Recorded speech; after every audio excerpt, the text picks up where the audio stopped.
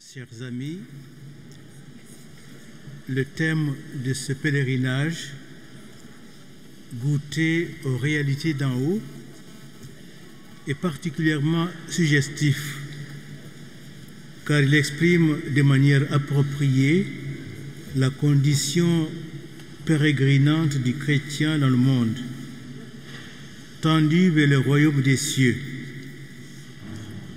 Cette orientation ontologique de l'homme s'affirme à travers ce qu'on peut appeler une tension eschatologique. Eschatos, c'est un mot grec qui veut dire le dernier ou l'ultime. Il s'agit ici des temps ultimes où le Seigneur nous donnera l'effusion de l'Esprit Saint qui va envahir toute chair et s'achèvera jusqu'au retour du Seigneur.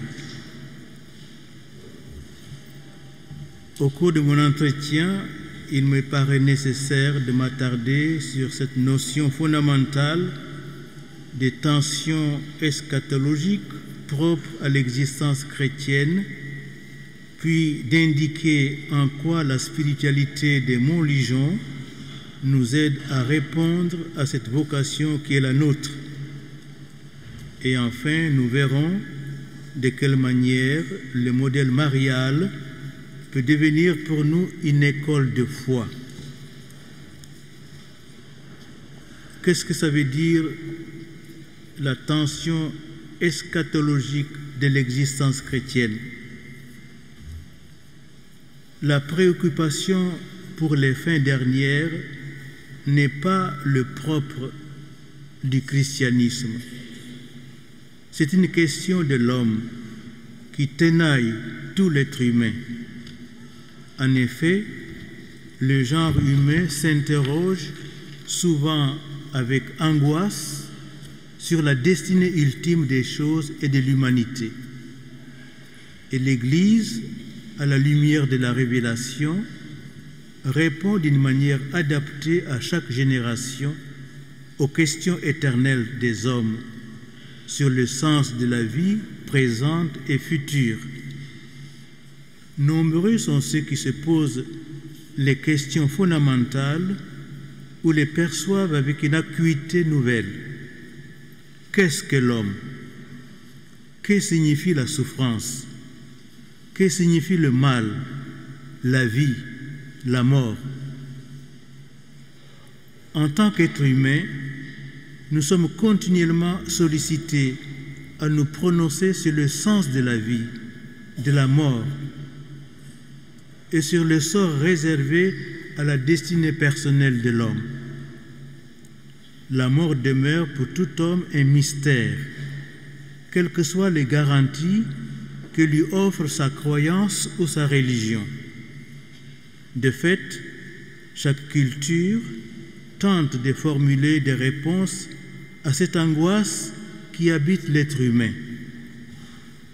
Bien que tourmenté ou bien que tourné vers les satisfactions de ses besoins vitaux, l'homme, même l'agnostique, s'interroge continuellement sur ce qui adviendra au terme de son existence terrestre.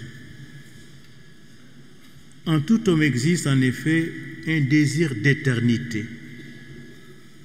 À propos de ces tourments incrustés dans l'esprit humain, le pape Benoît XVI, dans son encyclique Spe Fidei, nous sommes sauvés dans l'espérance, relève à juste titre la contradiction intérieure qui anime notre propre existence. Il y a clairement, écrit-il, une contradiction dans notre attitude qui renvoie à une contradiction intérieure de notre existence elle-même. D'une part, nous ne voulons pas mourir. Surtout celui qui nous aime ne veut pas que nous mourions. D'autre part, nous ne désirons pas non plus continuer à exister de manière illimitée. Et même la terre n'a pas été créée dans cette perspective. Alors, que voulons-nous vraiment? Ce paradoxe de notre propre attitude suscite une question plus profonde. Qu'est-ce en réalité que la vie? Que signifie véritablement éternité?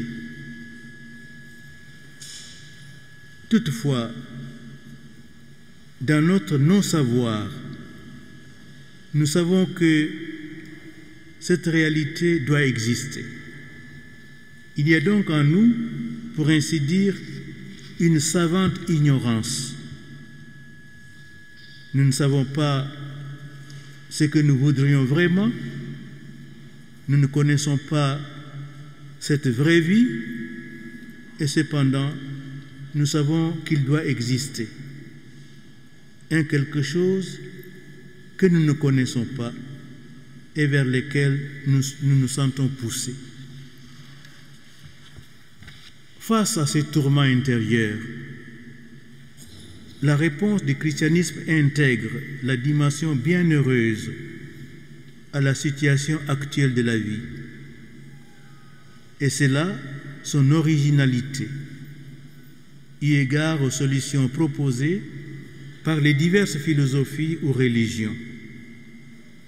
Les fins dernières ne sont pas seulement le terme de l'histoire du salut, mais le résultat d'un cheminement déjà initié et qui atteint son point culminant après la mort. En d'autres termes, dans l'existence chrétienne de chaque jour, la vie éternelle est déjà commencée. Nous goûtons déjà dès ici-bas des réalités du ciel. Les réalités d'en haut dont nous parle l'Écriture ne sont pas seulement quelque chose du futur. Elles se déploient déjà dans notre présent et en constituent un avant-goût dont l'expression maximale sera dans la vie parfaite. Comme l'affirme le cardinal Soennes, la vie éternelle commence dès ici-bas.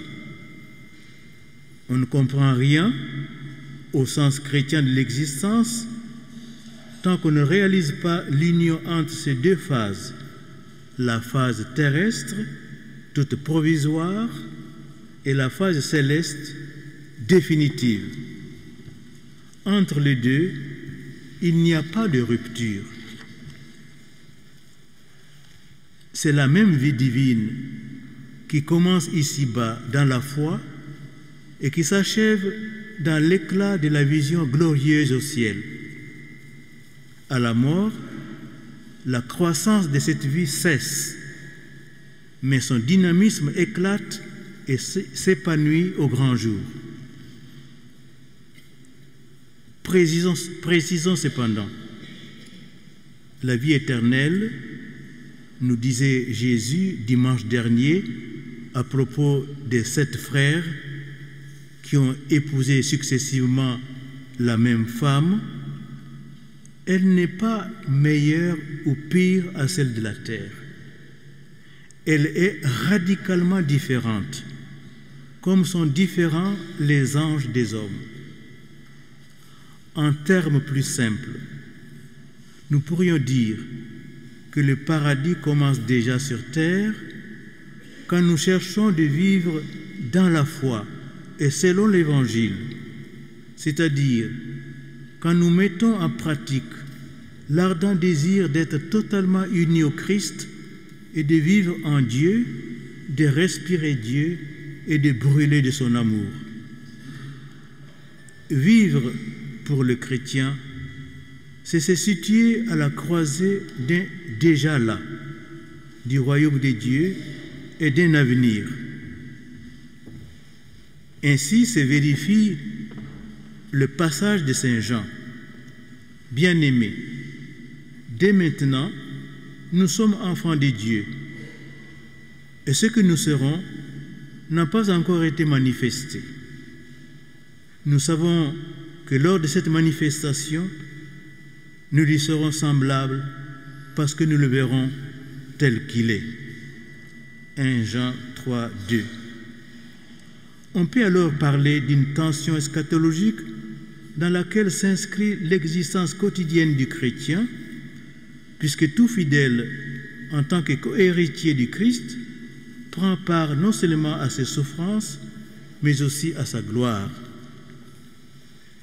Pour nous focaliser sur le thème spécifique de notre pèlerinage, on perçoit la justesse de sa formulation puisqu'on parle de la possibilité de savourer dès ici-bas des réalités d'en haut. De fait, la chance du chrétien, c'est d'être assuré que le sort qui l'attend après la mort n'est pas celui d'une simple promesse ou d'un salut ou d'un saut dans l'inconnu. La mort et la résurrection du Christ constituent pour les apôtres ainsi que pour nous le gage d'une vie bienheureuse dans laquelle on est déjà engagé et pour laquelle il importe de nous livrer corps et âme avec une ferme détermination. Il ne faut pas être chrétien à moitié. Il ne faut pas être un chrétien tiède. Les chrétiens tièdes, le Christ les vomit.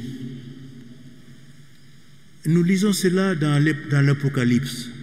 À l'église de Laodicée, l'Amen, le témoin fidèle et le vrai, le principe de la création de Dieu dit: je connais ta conduite, tu n'es ni froid ni chaud, que n'es-tu l'un ou l'autre? Ainsi, puisque te voilà tiède, ni chaud ni froid, je vais te vomir de ma bouche. Il nous faut être des hommes brûlants d'amour, de fidélité et de zèle pour le Seigneur, jusqu'au don de notre vie et de notre sang au Seigneur. C'est ce qui justifie d'ailleurs le courage des apôtres et des martyrs qui, bravant la souffrance, n'avaient pas peur de sacrifier leur vie, car convaincus de donner plénitude à leur existence terrestre.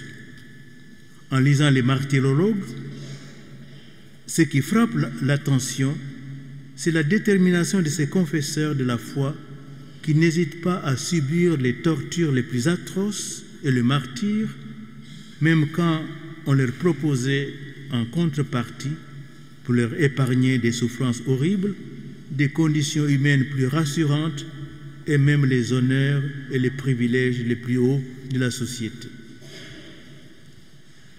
De manière concrète, la question qui se pose pour le chrétien est de savoir comment vivre ce déjà-là du royaume dans la dynamique de son avenir. Comment réussir l'articulation entre les deux existences du chrétien.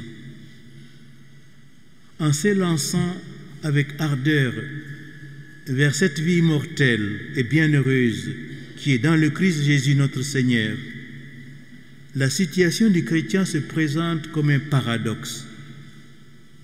Appelé à vivre les conditions du temps présent, il est convié à maintenir les yeux levés vers le Seigneur et surtout à vivre les arts du royaume à venir, en permettant que toute son existence soit moulée et façonnée par ses valeurs évangéliques.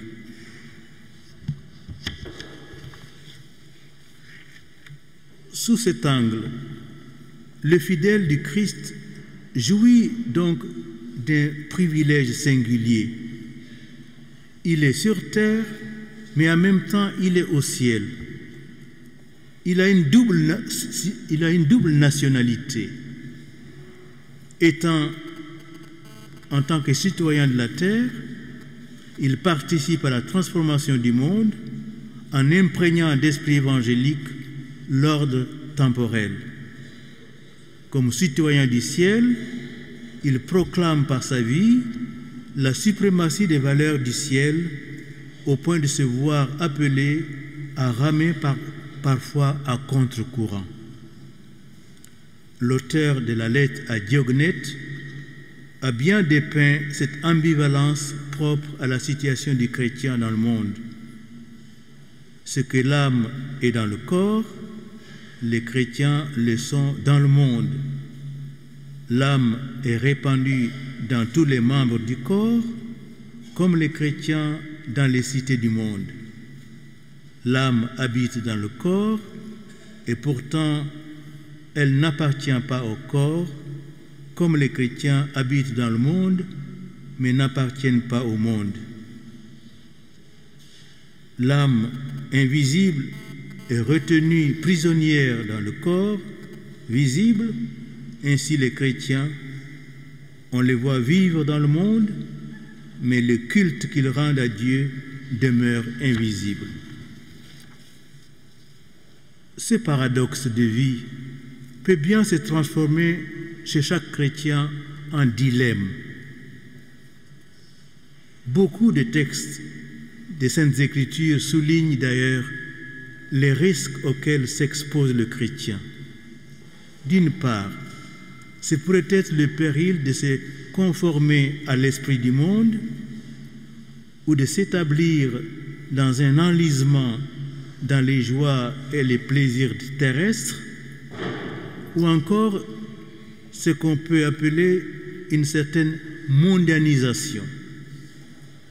De l'autre, l'option pour le royaume des cieux peut lui faire oublier les conditions réelles de sa vie terrestre au point qu'il s'expose à une certaine fuite du monde. Des textes de la Sainte Écriture illustrent bien ces deux écueils. En ce qui concerne la tentation de fuir les conditions terrestres, on peut se rapporter à la célèbre seconde lettre de Saint Paul aux chrétiens de Thessalonique, où l'apôtre rappelle la nécessité de s'engager concrètement dans le monde tout en étant tourné vers la venue glorieuse du Christ. Quant à la seconde tentation, on ne sera pas surpris que Jésus soit plus attentif à la prévenir par plus de conseils, d'enseignements et d'avertissements. De fait, c'est le risque le plus courant. Jésus attire l'attention des siens sur le fait que bien qu'étant dans le monde, ils ne sont pas du monde. Ici, le fameux texte de la prière sacerdotale de l'Évangile de Saint Jean donne des consignes et des avertissements clairs. « Je ne suis plus dans le monde, dit Jésus, et ils sont dans le monde, et je vais à toi, Père Saint, garde à ton nom ce que tu m'as donné, et maintenant je vais à toi. Et j'ai dit ces choses dans le monde, afin qu'ils aient en eux ma joie parfaite. Je leur ai donné ta parole, et le monde les a haïs, parce qu'ils ne sont pas du monde, comme moi je ne suis pas du monde. Je ne te prie pas de les ôter du monde, mais de les préserver du mal. Ils ne sont pas du monde, comme moi je ne suis pas du monde. Sanctifie-les par ta vérité. Ta parole est la vérité. Saint Jean 17, versets 11 à 19. Le contexte particulier de ce discours de Jésus, c'est-à-dire le dernier repas de Jésus avec ses disciples, la veille de sa mort, donne à ce message un relief particulier. Les conseils et même les consignes qui y figurent ont certainement valeur de testament. Dans l'Évangile selon saint Matthieu, Jésus emploie plusieurs images pour montrer en quoi la vie du chrétien est différente de la vie des autres hommes. Le chrétien est appelé à être comme la lampe qui illumine, ou le sel qui donne la saveur, ou préserve du pourrissement et de la dégradation. Matthieu 5, 13. Concernant l'analogie du sel, saint Hilaire de Poitiers montre que les chrétiens sont appelés à résister à la corruption du monde en étant des semeurs d'éternité. Je le cite. Les apôtres sont les prédicateurs des réalités célestes et comme les semeurs d'éternité qui jettent la semence de l'immortalité dans tous les corps qui seront touchés par leurs paroles et qui sont devenus parfaits par le mystère de l'eau et du feu. Justement, ils sont donc appelés sel de la terre puisqu'ils préservent, de par le pouvoir de leur enseignement, les corps pour l'éternité grâce à une espèce de salinisation. Saint Jean Chrysostome, quant à lui, parle de restituer la bonne odeur à l'ordre du créé. Saint Paul également nous dit, nous chrétiens, nous sommes morts à cette vie, à ce monde. Nous devons être le parfum de la bonne odeur du Christ. 2 aux Corinthiens 2, 14 à 16. Grâce soit à Dieu qui, dans le Christ, nous amène sans cesse dans un triomphe et qui, par nous, répand en tout lieu le parfait de sa connaissance. Car nous sommes bien, pour Dieu, la bonne odeur du Christ parmi ceux qui se sauvent et parmi ceux qui se perdent. Pour les uns, une odeur qui de la mort conduit à la mort, pour les autres, une odeur qui de la vie conduit à la vie. Après cette précision sur le caractère eschatologique et sur les risques qui y sont liés, nous pouvons tenter d'offrir quelques réponses à l'adéquation entre la spiritualité de Montlujon à cette vocation propre à la vie chrétienne. En somme, en quoi la spiritualité de Montlujon nous permet-elle de goûter aux réalités d'en haut? Ici, me corrigeront les pères responsables de ces sanctuaires, qu'elles sont plus imprégnées de moi que moi de la spiritualité de Montlujon. Cependant, je peux dire ceci.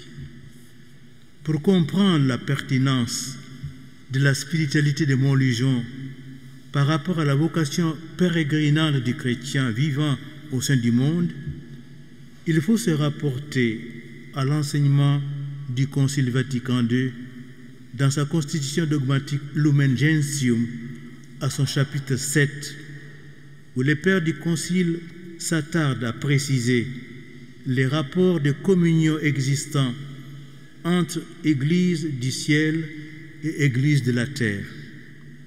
À ce propos, voici ce que dit le Concile quant aux relations entre les trois communautés ou les trois Églises qui s'embrassent et se tiennent mutuellement dans une profonde et totale communion, la communion des saints. En attendant que le Seigneur soit venu dans sa majesté, accompagné de tous les anges, et que la mort détruite, tout lui ait été soumis, les uns parmi ses disciples continuent sur la terre leur pèlerinage. D'autres, ayant achevé leur vie, se purifient encore. D'autres, enfin, sont dans la gloire, contemplant dans la pleine lumière, tel qu'il est, les dieux un en trois personnes. Tous, cependant, à des degrés et sous des formes diverses, nous communions dans le même amour pour Dieu et pour le prochain, chantant à notre Dieu le même hymne de gloire. En effet, tous qui sont dans le Christ et possèdent son esprit constituent une seule Église et se tiennent mutuellement comme un tout dans le Christ. Donc, l'union de ceux qui sont encore en chemin avec leurs frères qui se sont endormis dans la paix du Christ ne connaît pas la moindre intermittence. Au contraire, selon la foi constante de l'Église, cette union est renforcée par l'échange des biens spirituels. Étant en effet liés plus intimement avec le Christ, les habitants du ciel contribuent à affermir plus solidement l'Église en sainteté. Ils ajoutent à la grandeur du culte que l'Église rend à Dieu sur la terre et de multiples façons l'aident à se construire plus largement. Cette lumineuse affirmation aide à mieux comprendre l'Église dans sa triple dimension, dans sa triple réalité, dans sa triple manière d'exister. Le mystère de l'Église, dans sa triple réalité, est composé par l'Église combattante, l'Église militante ou pèlerine sur la terre. C'est l'Église que nous formons et qui lutte pour que l'Évangile soit connu et que le royaume de Dieu vienne et soit accueilli dans le cœur des hommes. Une Église militante qui doit quotidiennement affronter les forces du mal, l'indifférence religieuse et le relativisme moral et éthique, ou le refus de toute question concernant Dieu, mais qui travaille inlassablement et avec courage et persévérance pour conduire les hommes à l'obéissance de la foi et à l'amour de Dieu et les aider à vivre dans la paix, la concorde, la vérité et la justice que seul Dieu peut nous octroyer. Existe également l'Église souffrante, l'Église composée par les âmes du purgatoire qui vivent dans l'attente de leur purification et espèrent, grâce à nos prières, rejoindre la gloire du ciel. Ces âmes du purgatoire comptent sur notre prière, nos sacrifices et notre souvenir affectueux et suppliant pour leur obtenir le plus vite possible, une fois purifiés, blanchis et affinés, de rejoindre Dieu et l'assemblée des saints et de tous les élus du ciel. Il y a enfin l'Église glorieuse, composée par cette foule immense des saints, de toutes les nations, races, peuples et langues. C'est la foule de toutes ces personnes qui ont vécu conformément à l'évangile de béatitude et qui sont dans la gloire de Dieu, inondés de la lumière fulgurante de sa sainteté et de la joie d'être en présence de Dieu éternellement. Ici se vérifie la dénomination que l'apôtre Paul applique aux chrétiens en tant que concitoyens du peuple saint. Cette citoyenneté implique de notre part une communion vivante de vie et d'action. D'ailleurs, la conscience de la communion vivante des saints demeure le socle et le nœud, nous le savons tous, de la spiritualité de Montlujon. On ne s'étonnera pas qu'en Afrique, cette association compte de nombreux adhérents. En réalité, cette dimension de la théologie et de la spiritualité chrétienne, que la dévotion pour les saints, rejoint merveilleusement l'un des aspects de la religiosité et de la culture populaire où le culte des morts tient une place essentielle. Ainsi, l'Église a depuis les premiers temps de la religion chrétienne entouré d'une grande piété la mémoire des défunts qui nous ont précédés, marqués du signe de la foi et qui dorment dans la paix. Ce faisant, Elle s'inscrit dans la continuité des pratiques païennes qui consistaient et consistent encore à rendre hommage aux défunts un jour donné, mais elle les renouvelle profondément et radicalement, car elle vit cette commémoration des défunts dans la foi en la résurrection du Christ, source et l'espérance de notre propre résurrection.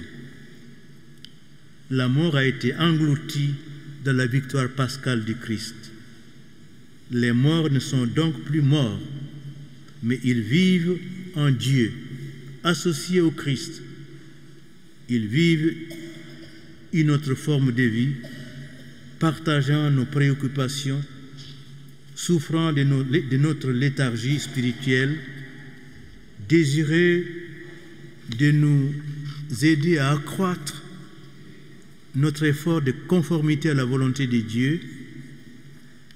Dans cette optique, la spiritualité de mon religion doit nous aider à développer ce que j'appellerais une complicité, une connivence avec nos frères qui dorment dans la paix du Seigneur.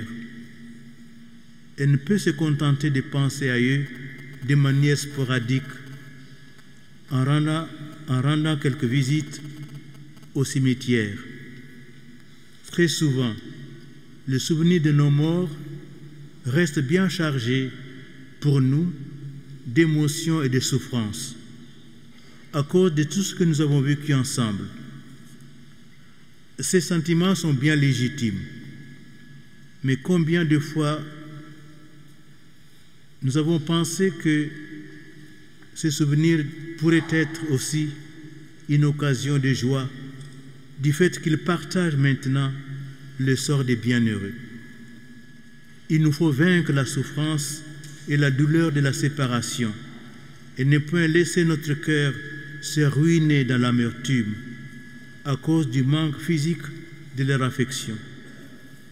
Nous pouvons aussi les intéresser à nos projets de vie, à nos problèmes et difficultés. En somme, il s'agit de développer une relation étroite, vivante et constante avec ceux qui ont vécu comme nous les vicissitudes humaines et qui peuvent avec nous présenter nos supplications au Seigneur. En un mot, vive la communion des saints et plus que prier pour les morts, même si cela est déjà chose louable. En matière de communion, la foi chrétienne renvoie tout particulièrement à l'Eucharistie, dans laquelle se réalise sacramentellement le rassemblement eschatologique du peuple de Dieu. Et si parmi les multiples désignations de ce sacrement, celui du pain des anges est bien suggestif pour notre présente rencontre, c'est justement parce que le banquet eucharistique est pour nous une réelle anticipation du banquet final annoncé par les prophètes et décrit par le Nouveau Testament comme les noces de l'agneau, qui doivent se célébrer dans la joie et la communion des saints. Dans cette ligne, le Saint-Père insiste, comme on peut s'y attendre, sur l'utilité de la messe des suffrages pour les défunts, même si déjà, en chaque Eucharistie, l'Église entière confie à la miséricorde divine le sort de tous les frères dont lui seul connaît la foi et la droiture. Il y a un autre aspect qui s'impose comme priorité eu égard au courant culturel actuel qui domine notre monde.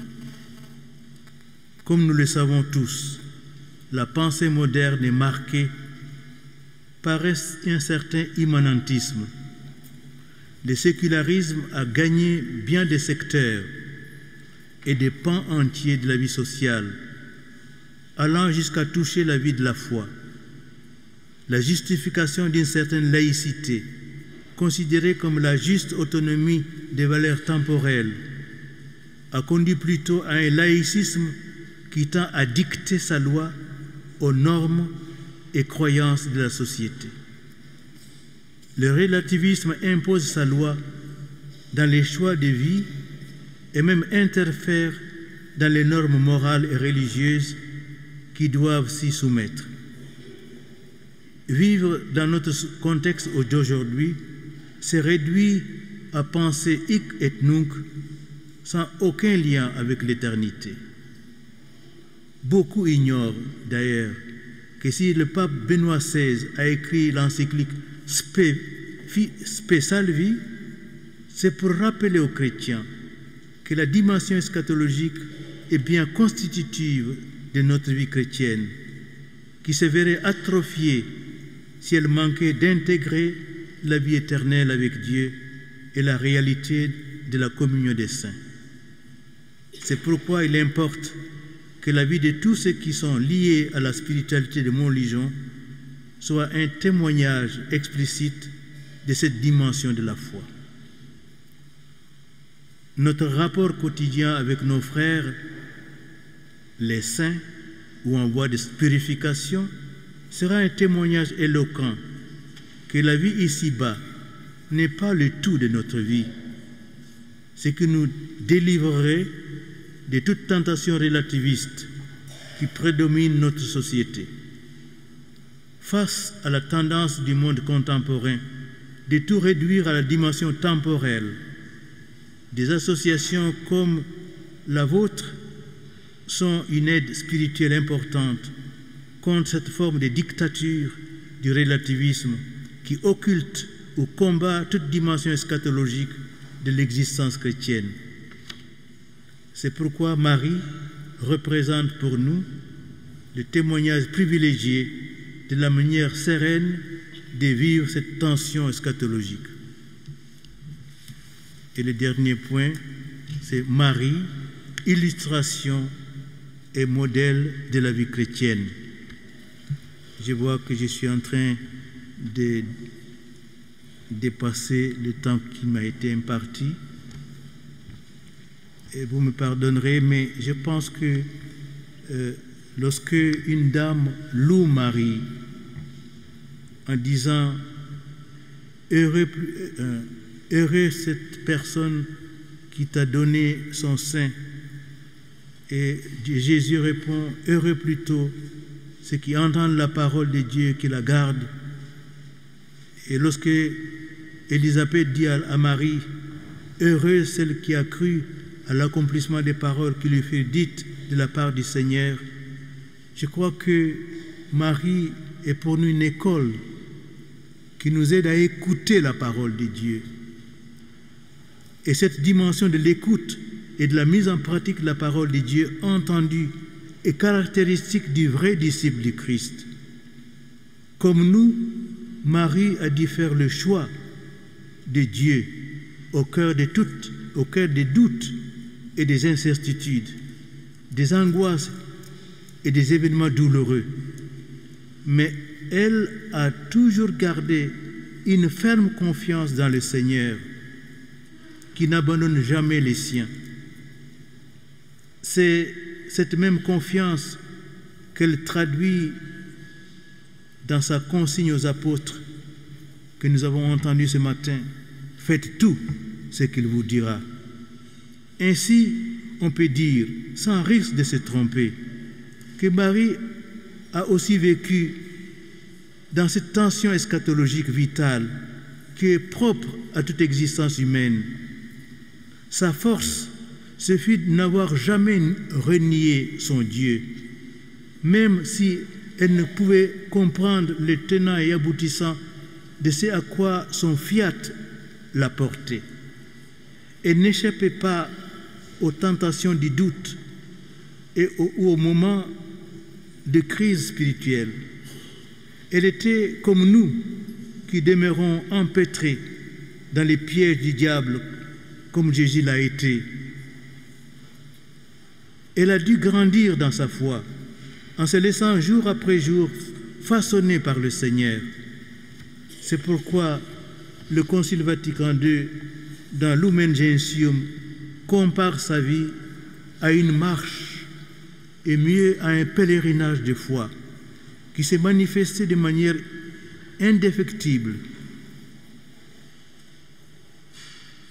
en gardant une fidélité sans faille envers son Fils, même jusqu'au moment de la crucifixion.